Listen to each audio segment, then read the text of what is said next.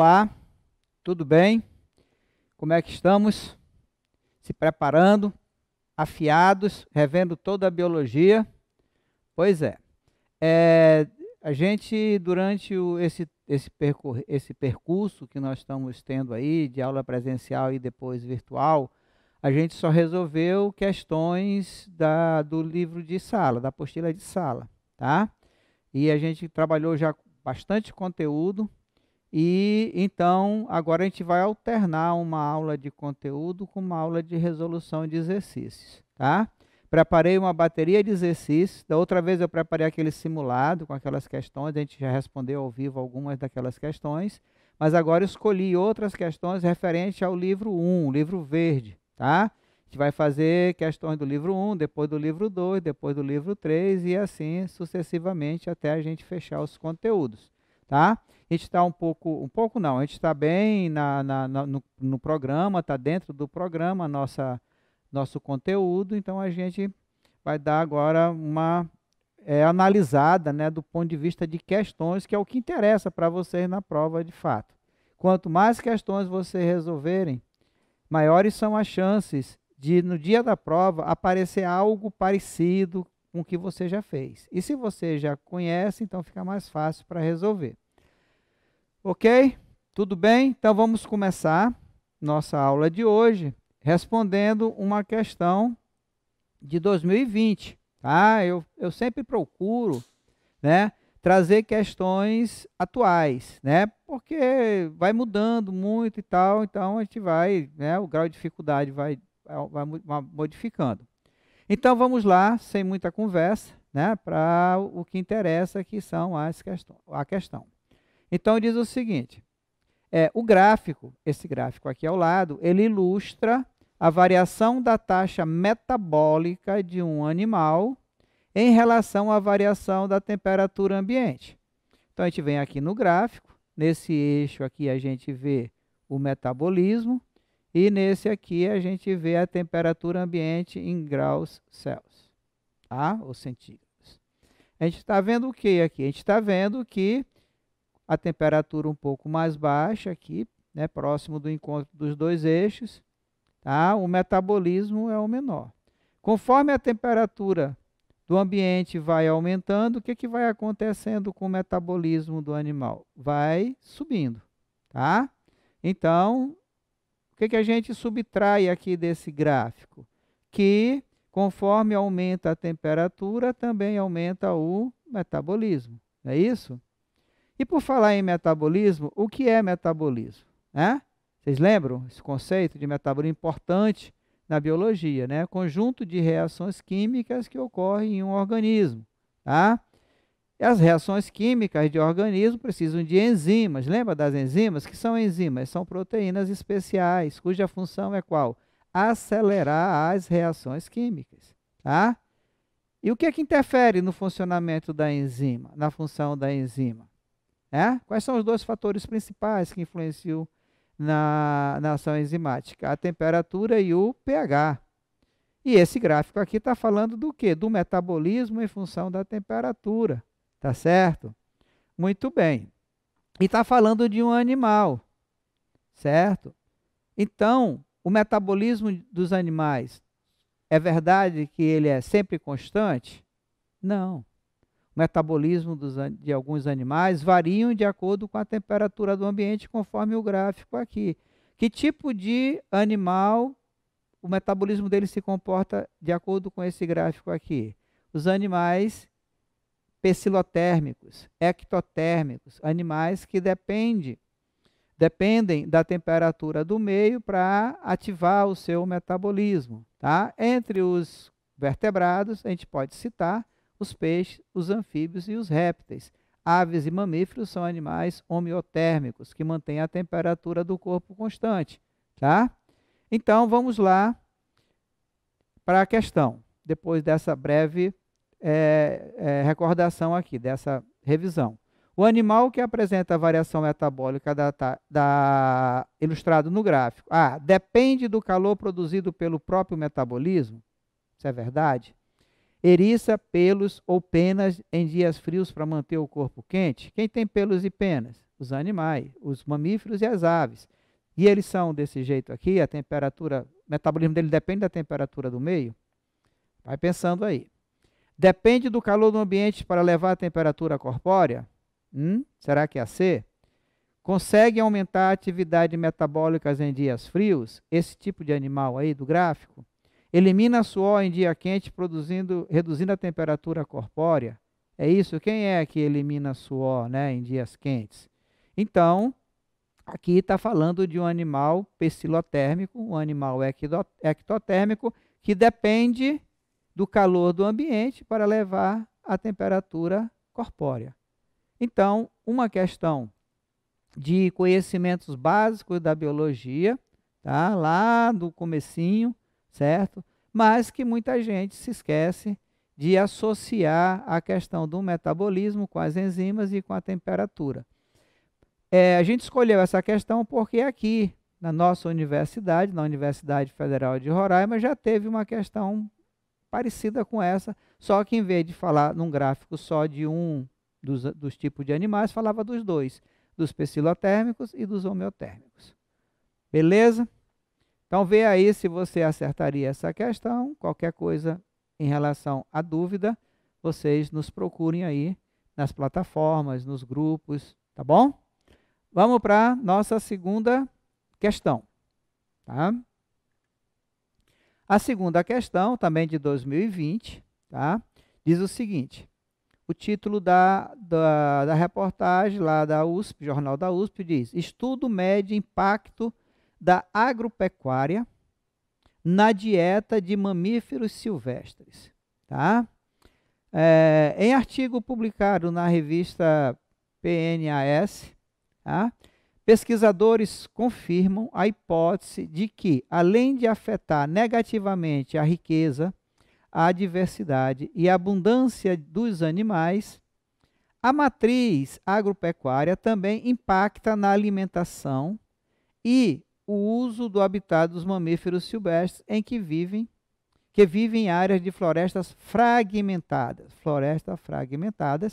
próximas à lavoura e pastagem. Tá certo?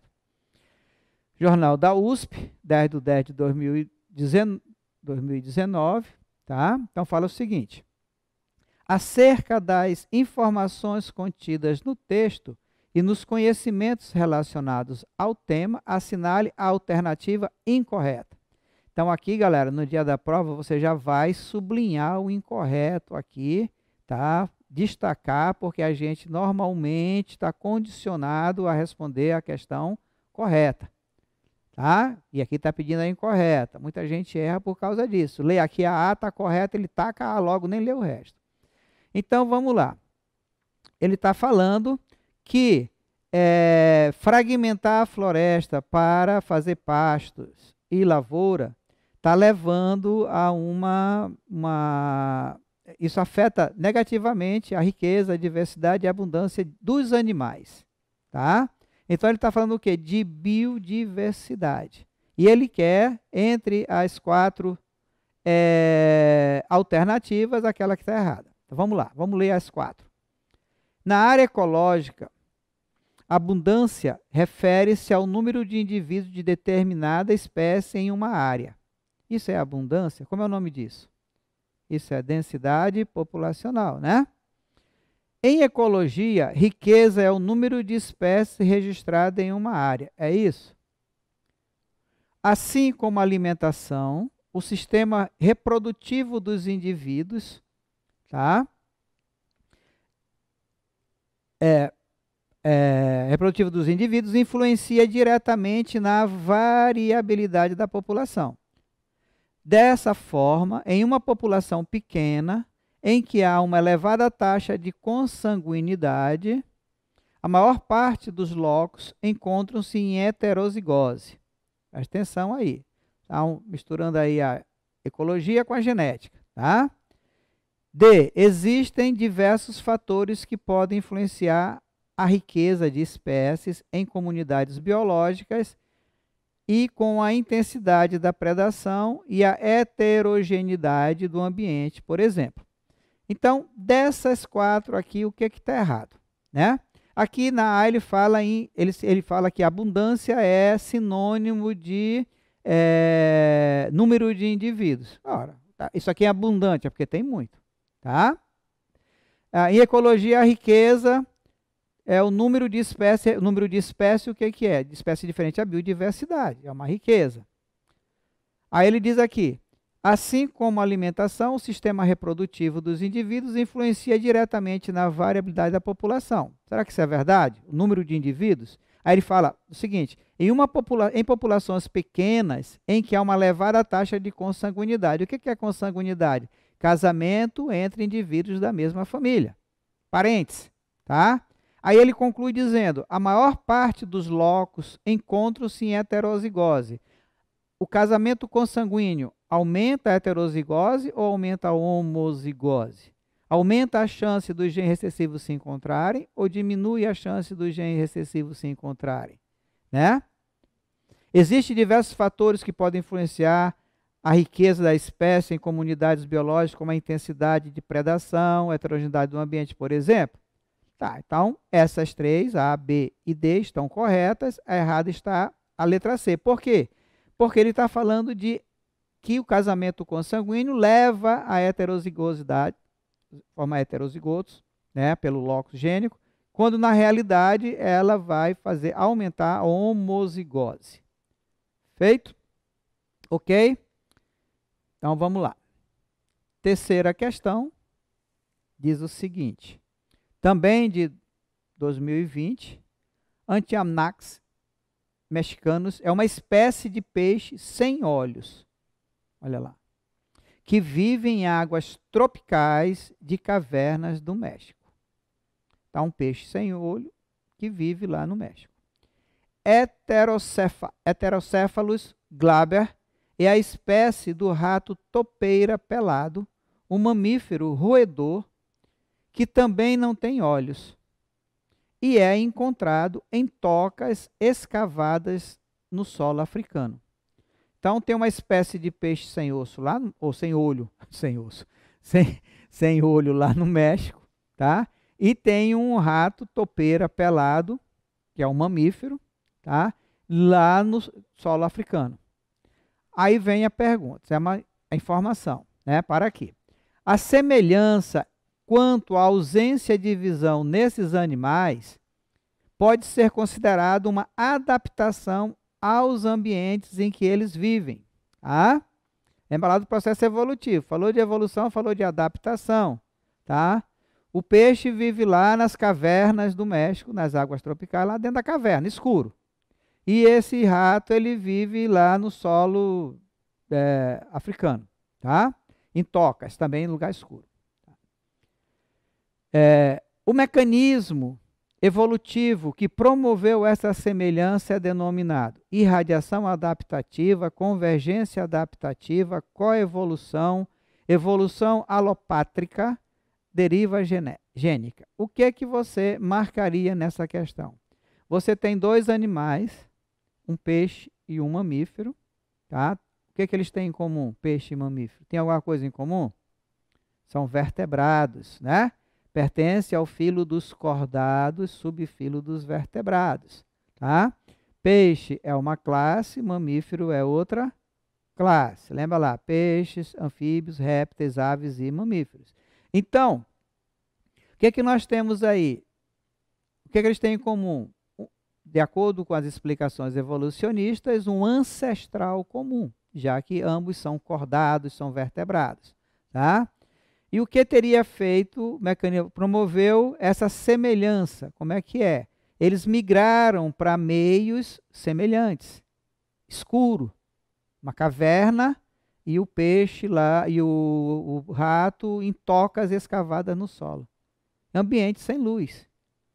Certo? Então, como é que a gente chama quando indivíduos com o mesmo ancestral migram para locais, né, em que eles vão sofrer por um processo seletivo parecido? É uma irradiação, é uma adaptativa, é uma convergência adaptativa, uma coevolução, uma evolução alopátrica, uma deriva genética. Tá? O que é irradiação adaptativa? Irradiação adaptativa é quando uma amostra de uma população original migra para um ambiente diferente e passa por processos de pressão seletivas diferentes. Tá? Convergência adaptativa é quando indivíduos migram para o mesmo meio e passam pelo mesmo processo de pressão seletiva, de seleção natural. Tá? Qual é a evolução? É quando uma espécie ajuda a outra a evoluir. Eu acho que eu falei de qual é a evolução para vocês entre presa e predador. Né? Lembra? Que eu falei que quais são as presas mais fáceis? São os filhotes, são os velhos, cobalidos, já doentes, ou aqueles que nasceram com doença genética. O predador prefere esse porque ele gasta menos energia para poder se alimentar. Vai sobrando quem? Presa mais esperta, que faz com que cobre do predador também, que sobreviva quem? Aqueles que forem mais espertos. Isso é que a gente chama de coevolução.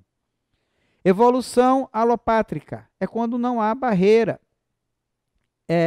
Aquela barreira, isolamento geográfico que a gente fala para vocês. Tá? A evolução acontece sem a barreira geográfica. Deriva genética é uma diminuição na frequência de determinado gene numa população feita ao acaso, não pela seleção natural. Então, nós ficamos com a alternativa B de convergência adaptativa, quando indivíduos migram para meios semelhantes, não é o mesmo meio obrigatoriamente, mas meio semelhante, local escuro, pouca luz, e eles passam por um processo de pressão seletiva semelhante. Feito? Questão interessante, já apareceu questão parecida com essa no Enem, tá? E é bom vocês ficarem espertos em relação a isso. Ok? Quarta questão diz o seguinte, da UERJ, né? Universidade Estadual do Rio de Janeiro, 2020 também. Determinado processo presente em todos os seres vivos não foi explicado, atenção, sublinha logo aqui, não foi explicado pela teoria evolucionista de Charles Darwin. Qual é a teoria evolucionista de Charles Darwin? Seleção natural. Né? O meio seleciona o mais apto, elimina o menos apto. O que foi que o Darwin não soube explicar? É isso que ele está perguntando. Eu falei com vocês isso em sala de aula, presencial. Certo? Qual foi o calcanhar de Aquiles do Darwin? Por que ele não soube explicar? Vou já lembrar vocês. Tá? Tendo sido esclarecido muito mais tarde pelas contribuições da teoria sintética da evolução. Lembra lá? Neodarwinismo? Pois é. A gente já estudou lamarquismo, darwinismo e neodarwinismo. Então, esse processo é denominado. Que processo foi aqui que o Darwin não soube responder? Então, vamos lembrar lá de como que o Darwin trabalhou. Né? Ele saiu, jovenzinho ainda lá da Inglaterra, Grã-Bretanha, foi viajar, né? Demorou 5 anos a viagem dele, ele se deparou aqui no Pacífico, num conjunto de ilhas chamada Arquipélago de Galápagos. Quando ele chegou lá, ele viu em várias ilhas uma mesma espécie de pássaro, cujo bico era diferente, mas ela da espécie, ou pelo menos do mesmo gênero. Tá? Ele começou a mapear esses ninhos para ver como é que os filhotes nasciam. Porque tinha anteriormente já a teoria do Lamarck, que dizia que o meio modificava o indivíduo. Ele queria ver se era verdade. Tá? Então, o que ele percebe lá? Que pais de bicos iguais geravam filhotes com bicos diferentes. E aquele que era mais adaptado a receber a alimentação dos pais sobreviviam. Quem não era, iam morrendo, ia eliminando. Falei para vocês, um casal produz muitos filhotes, mas durante a vida deles vai haver uma luta fratricida pela sobrevivência, que é uma competição intraespecífica. Né? Quem sobrevive, chega à maturidade sexual, tem mais chance de passar aquelas características para os seus descendentes. Certo? Qual foi o calcanhar de Aquiles do Darwin? O que é que o Darwin não soube responder? Como é que pais iguais podem ter filhos diferentes? Como é que a gente chama a transmissão de características de pai para filho? Hereditariedade. Então, essa é a nossa resposta. Lembra que eu disse para vocês que Darwin e Mendel, eles são contemporâneos. Quando Darwin escreveu suas teorias, o Mendel também escreveu, só que Mendel não foi ouvido pela comunidade científica. Né? Se tivesse sido ouvido, o Darwin saberia responder, mas como ele não leu, Então, ele não soube responder. Isso só foi descoberto no começo do século passado, quando então vai surgir a teoria que é a mais aceita atualmente pela maioria dos cientistas, que é chamado de neodarwinismo, ou teoria sintética da evolução. Feito? Ok. Então, especiação é o processo de surgimento de nova espécie. Diversificação, já está dizendo. Seleção natural é o processo pelo qual o meio seleciona o mais apto e elimina o menos apto. Isso aqui foi ele que disse. Tá? Ok. Então, agora a quinta questão.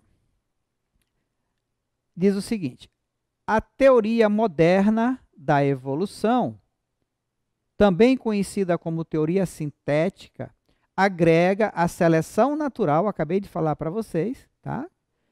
Compreensões sobre a origem da diversidade genética. Tá? Olha aí, ó, na sequência, né? Porque é para a gente ir relembrando os conteúdos lá que a gente já estudou, tá? Tipo uma revisão. A respeito dos processos que dão origem à diversidade genética, marque a alternativa correta. Então, aqui ele está perguntando, em outras palavras, aquilo que eu perguntei para vocês em sala de aula. Quais são as fontes da variabilidade genética? Vocês lembram? Né? Então, ele fala o seguinte, ó, agrega a seleção natural, que era de Darwin, compreensão sobre a origem da diversidade genética. Qual dessas alternativas aqui tem um fenômeno que dá origem à variabilidade genética? É a deriva genética? Já falei para vocês o que é deriva genética. Deriva genética a gente estuda mais quando estuda genética de populações. Tá? É uma diminuição da frequência do gene que ocorre aleatoriamente. Tá? Não é por seleção natural. Endogamia, o que é endogamia? Cruzamento entre indivíduos da mesma espécie, tá? Da mesma família. Polimorfismo, quando tem formas diferentes dentro da espécie. Seleção sexual, escolher o parceiro. Então, quem que origina a variabilidade genética? A mutação e a recombinação gênica. A teoria, moderna teoria da evolução, ela associa a seleção natural, mais mutação e recombinação gênica. O que é mutação? Mutação é qualquer alteração no material genético do indivíduo. Vou fazer uma pergunta que eu já fiz em sala. A mutação ajuda ou atrapalha? Torna o indivíduo mais apto ou menos apto? Isso, aquela palavrinha que cabe muito em biologia. Depende. Depende de quem? Depende do meio. Por que depende do meio? Porque é o meio que faz a seleção natural. Certo? A mutação é a única forma de fazer surgir um gene novo. E qual é a outra forma de variabilidade genética, de fonte de variabilidade genética? É a permutação, a recombinação gênica, também chamada de crossing over. Ok? Então, uma questão muito interessante.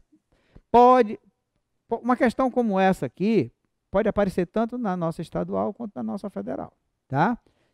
Sem muita mudança. Tá? Pode aparecer algo parecido. Vamos lá? Isso aqui é de Juiz de Fora, é um processo seriado também, tá? O 3 já é para entrar na última fase do seriado deles lá de Juiz de Fora. Vamos para uma questão lá do Paraná, tá? 2019, sobre cadeia alimentar. Vocês lembram da cadeia alimentar? Então, os ecologistas decidiram, né, representar algumas grandezas em forma de gráfico. E essas grandezas quais são? Energia, biomassa e número. Né? E eles usaram o retângulo para representar os níveis tróficos da cadeia alimentar.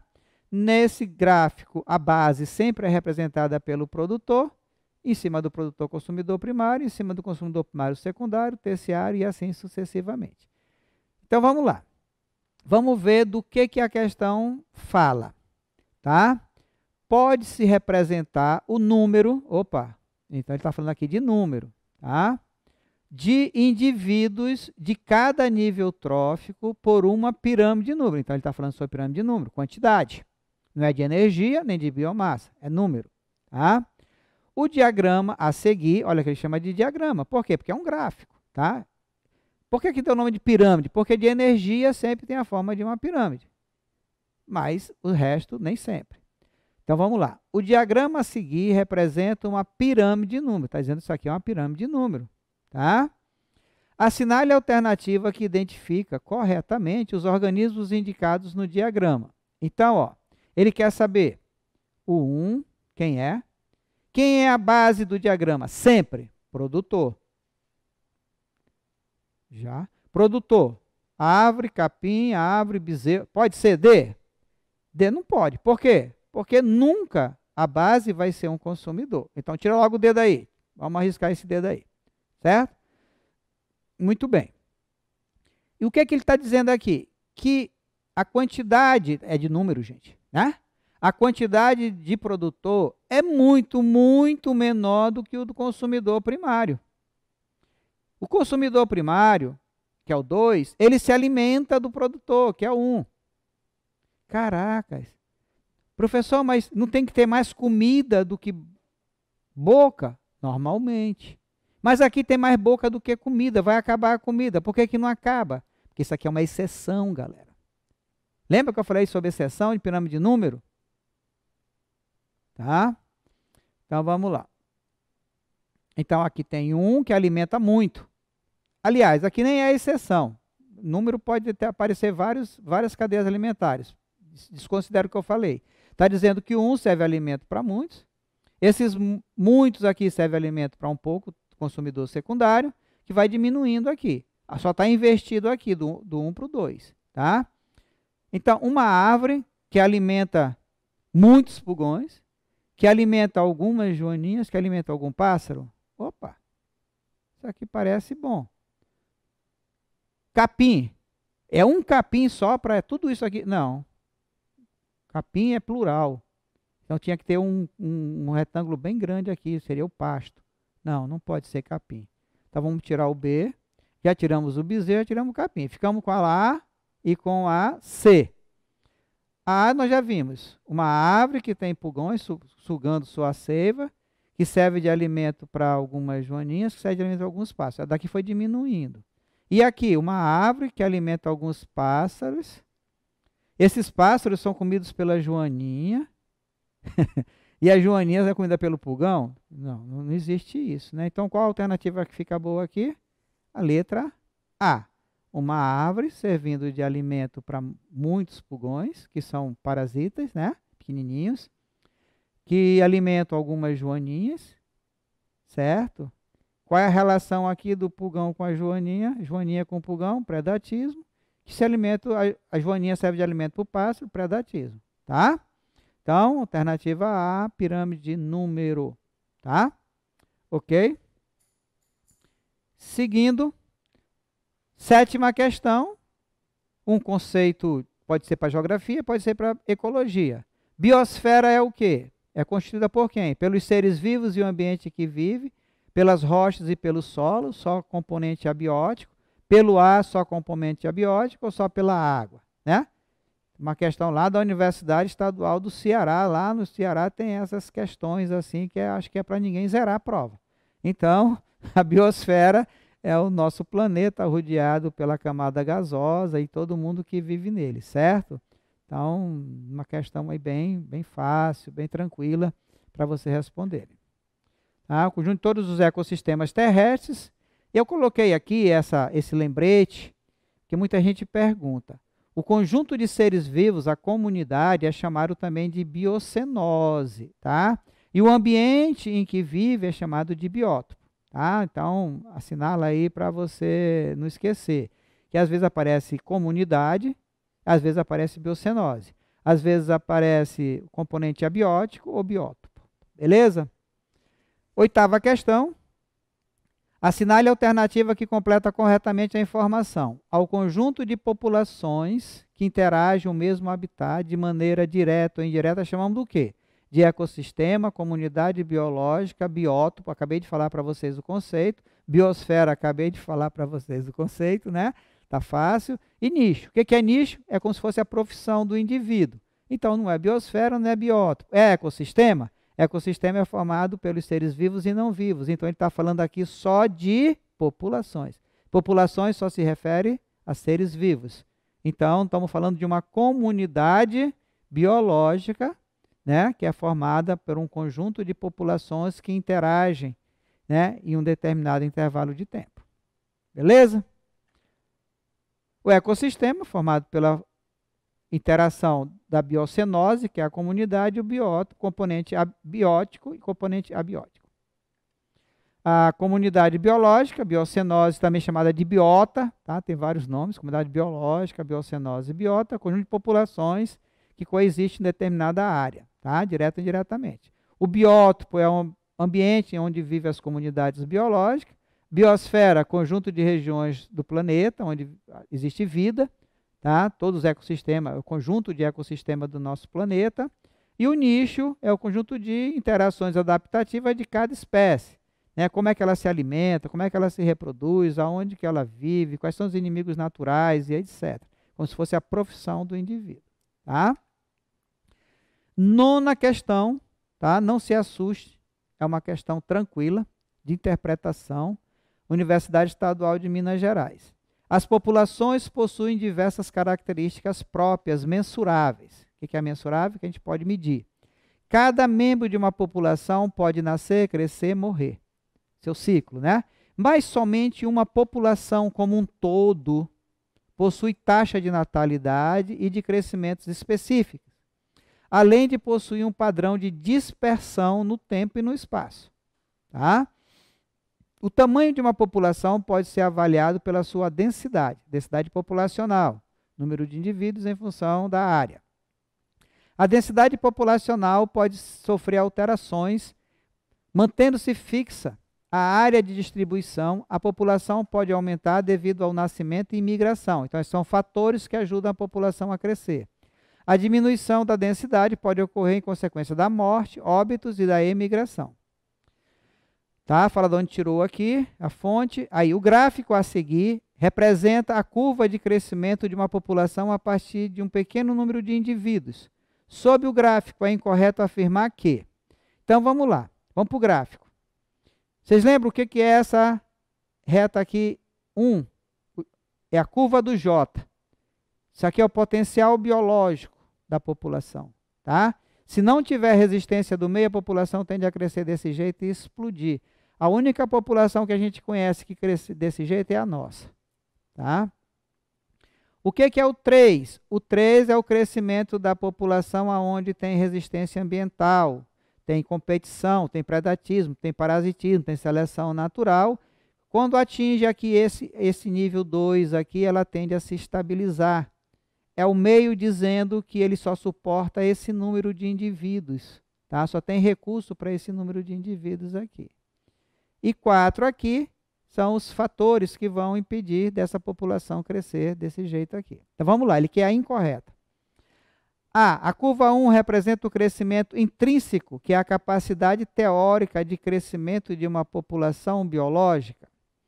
Certo, que é intrínseco, só depende dela, tá? Vai embora. A linha 2 é essa aqui, do equilíbrio, tá? Representa o tamanho populacional máximo suportado pelo ambiente ou carga biótica máxima do meio. Beleza.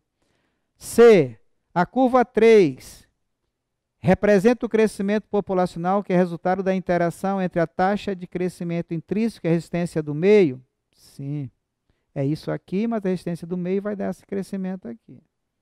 E 4, a área representa a resistência ambiental. Trata-se meramente dos fatores abióticos que limitam o crescimento da população? Não, acabei de falar para vocês. Tem a competição, tem o predatismo e tem o parasitismo. Então, a alternativa errada aí é a letra D.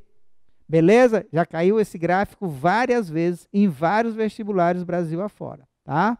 Então, estudem esse gráfico aí, porque ele é muito importante para a gente no que se refere a ecologia, densidade populacional, dinâmica de população. E 10ª questão, já coloquei até a resposta aqui. As variáveis que são utilizadas para determinar a densidade populacional são as seguintes. É muito fácil essa questão, né? Já falei para vocês. Quais são? São a número de indivíduos dividido pela área ou pelo volume, tá? Número de indivíduos dividido pela área ou pelo volume. Ok? Então vamos dar uma pausa aqui. para dar uma respirada. Já já, depois dos comerciais, a gente volta.